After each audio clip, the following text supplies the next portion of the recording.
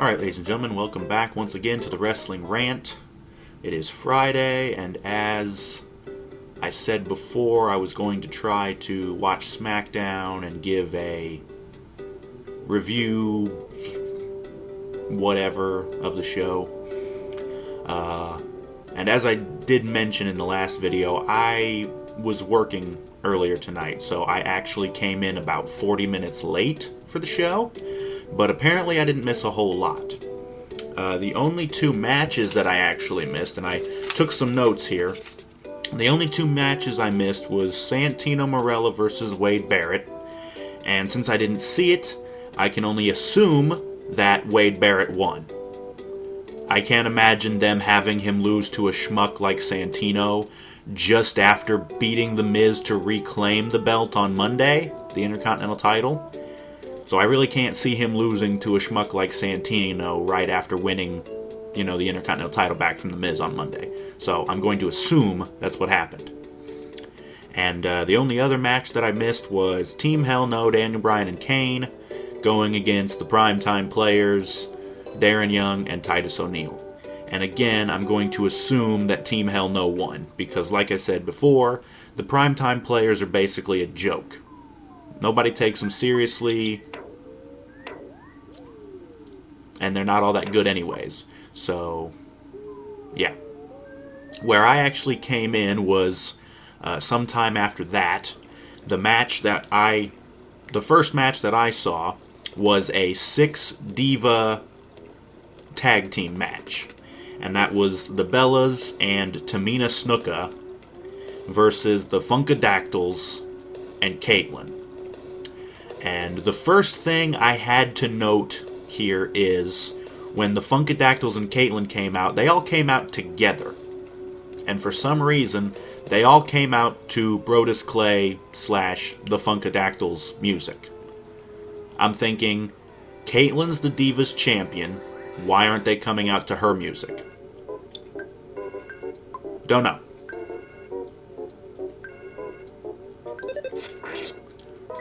Anyways.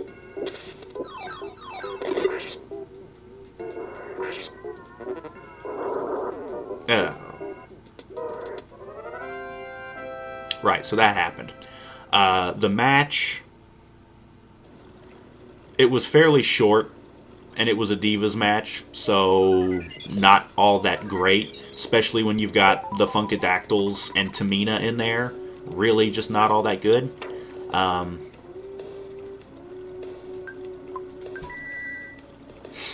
The finish of the match, I'm trying to remember exactly how it went down.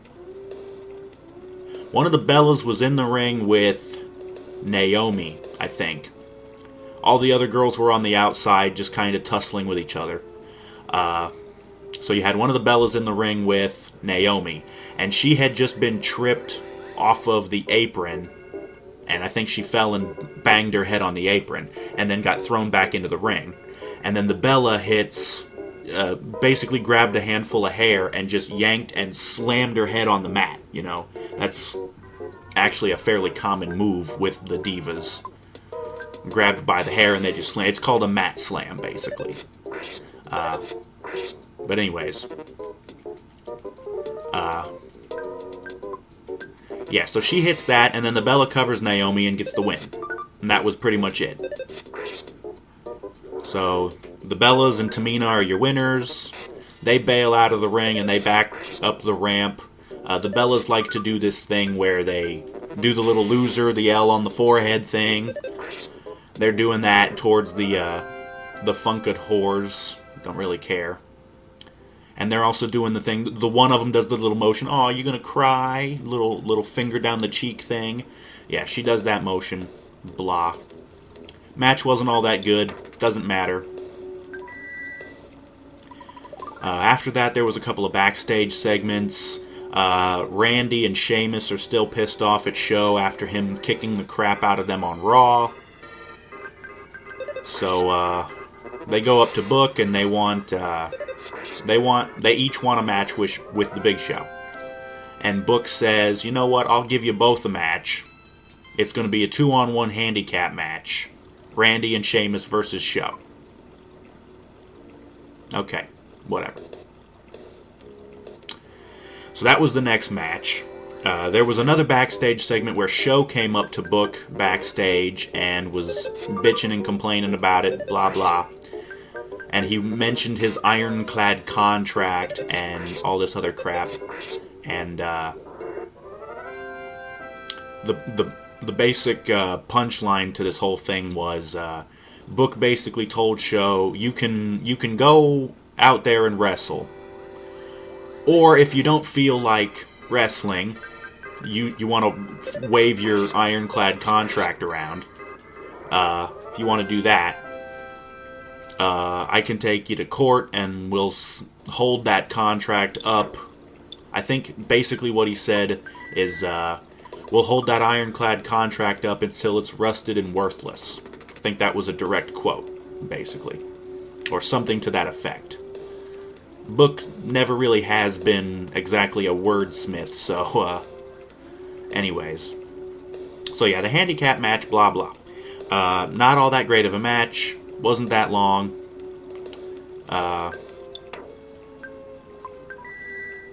The finish of the match is Randy out of nowhere hits an RKO on Big Show.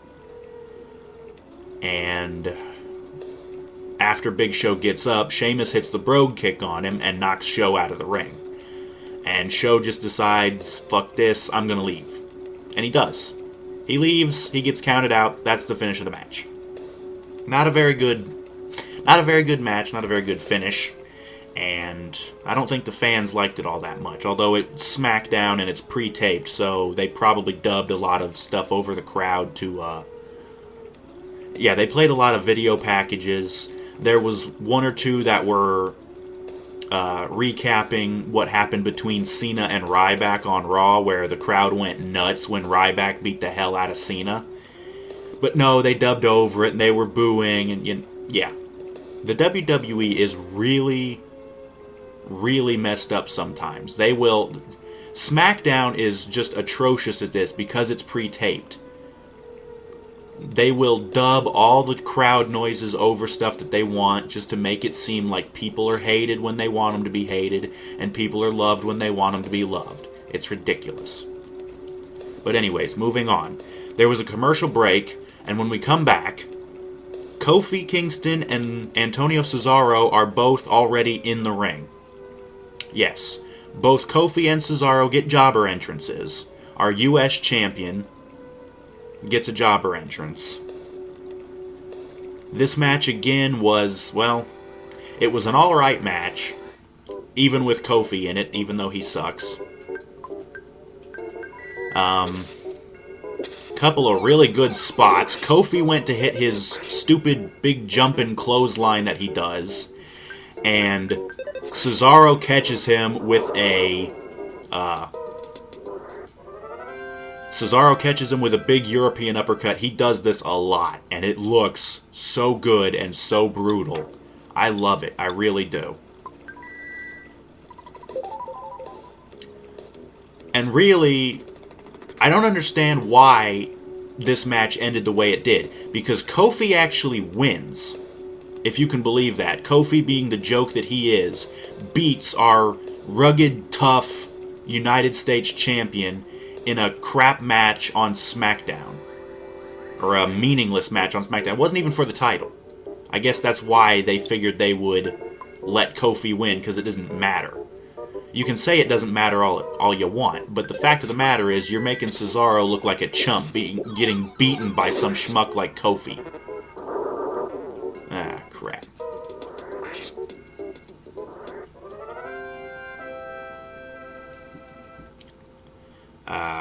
But anyways, the finish of the match, I'm trying to recall exactly what happened. But,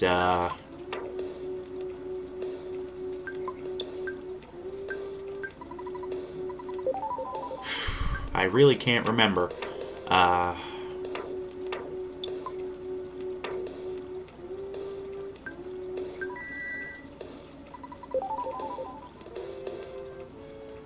But anyways, the finish of the match was Kofi gets the Trouble in Paradise, the big spinning kick. He hits that on Cesaro, and he pins him. Really a bunch of horse shit, but, whatever. So that was over.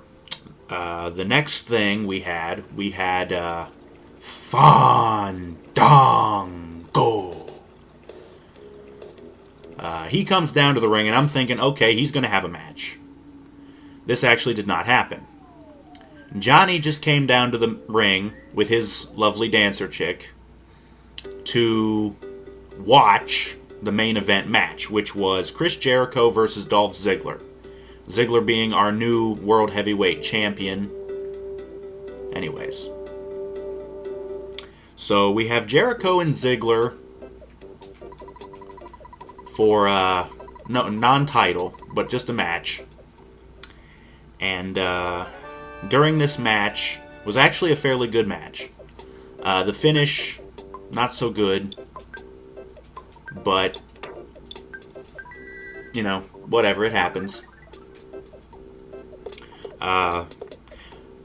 Johnny was distracting the ref a couple of times during this match. One in particular, he gets up on the apron and he distracted the referee, but he didn't distract Jericho.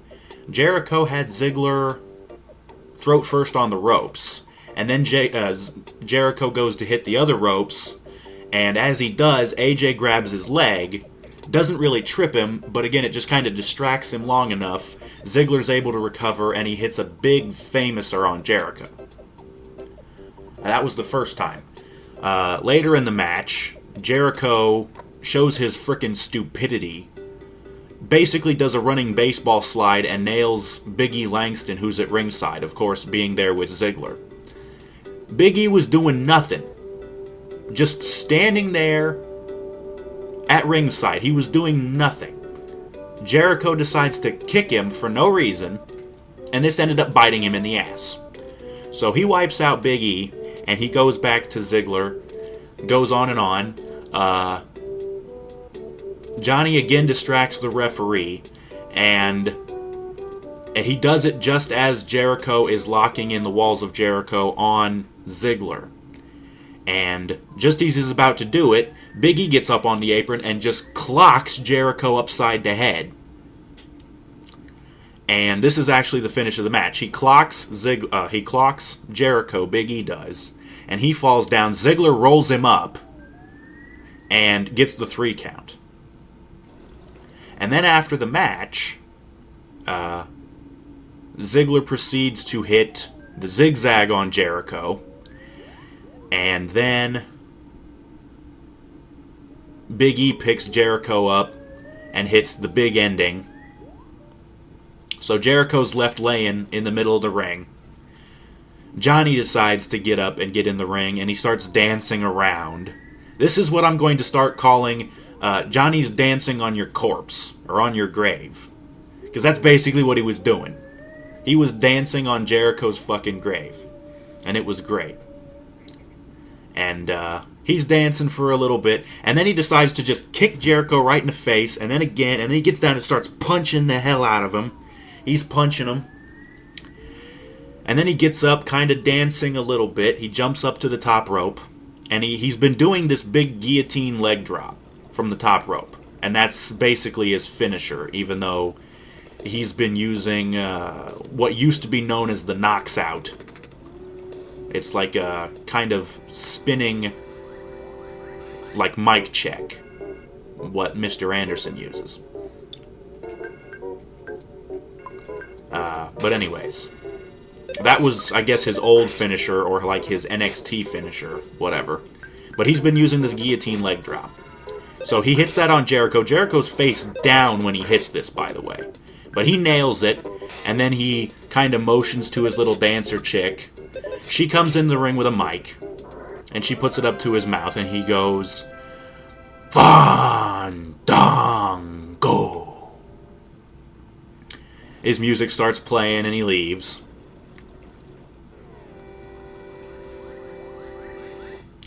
I love what they're doing with him, by the way. It's great. Johnny is kicking ass, and he's making that Punk Jericho regret mispronouncing his name. I like it. Jericho really needs to give Johnny the rub here. And Jericho really needs to frickin' hang it up. He's got so many other things. He's hosting this stupid robot show on Sci-Fi. And he's also, he's got his own band, Fozzy. And I actually like the band. It's good music. But, you've had long enough time in the business, Jericho, and your age is starting to show. Let's wrap it up, okay? Let's give Johnny the rub on the way out, and let's, let the young guys shine finally. It's the big problem I have with this. But yeah, so Ziggler wins that match, and Ziggler and Big E beat Jericho down, and then Johnny beats him down. And that was pretty much how Smackdown goes off the air. So, aside from the first two matches which I missed, there might have been some backstage stuff. I'm really not sure. They did mention something about Ziggler having a celebration, and both Del Rio, the former champion, and Jack Swagger, his Del Rio's opponent from WrestleMania, both of them kind of crashed his celebration.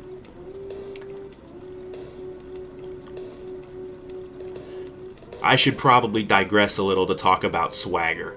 His new gimmick, this We the People, real American crap, and this thing with Zeb Coulter, it's really just bad. That was another thing that I saw today. It wasn't Smackdown. I actually watched Main Event. And Swagger had a match against Yoshitatsu. Before the match, Coulter's talking to Tatsu, asking him all these questions, just being really racist. It's just terrible. I mean, Swagger's a good wrestler, don't get me wrong, but he's never been all that good on the mic, so giving him a manager was probably a good idea. But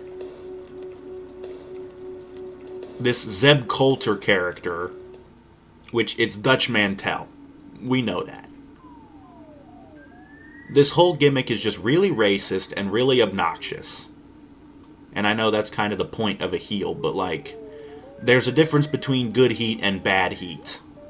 And I think this is a lot of bad heat. It's the same kind of heat that Vicky Guerrero gets when she talks. Nobody likes her. Nobody wants to see her face or hear her voice.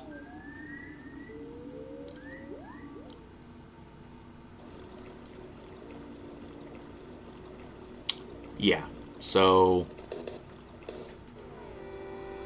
I think Swagger already needs a new gimmick, and I also think they need to just forget about putting him anywhere near the World or WWE titles anytime soon, because I don't know if he is really worth it. He's a good wrestler, like I said, but not very good at promos. He talks with kind of a lisp, so that kind of screws him over. But I don't know, man.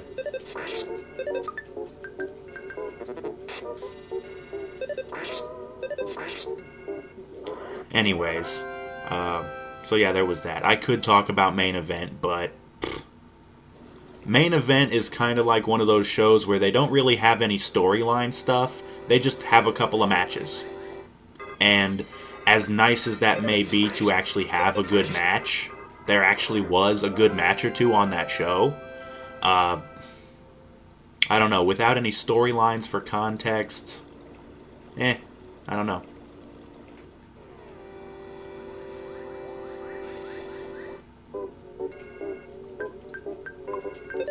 Yeah, but anyways,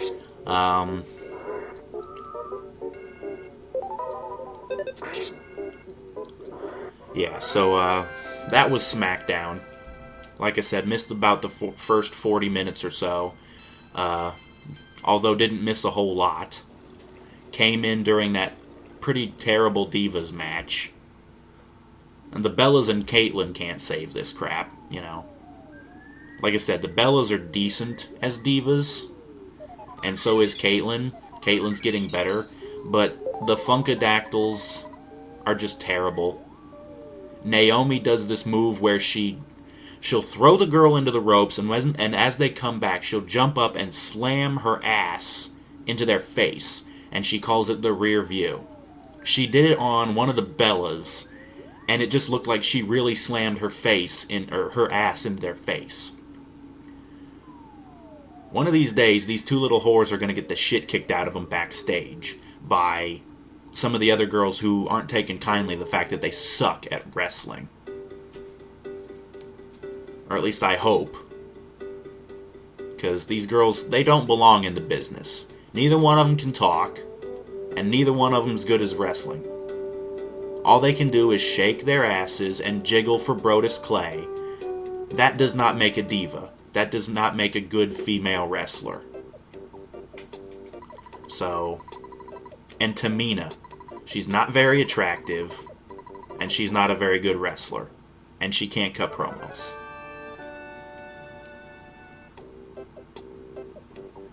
But whatever. I don't want to keep wasting time going over the same old stuff over and over again, so I think that will wrap up this. I think this was a relatively short video of the Wrestling Rant for this Friday.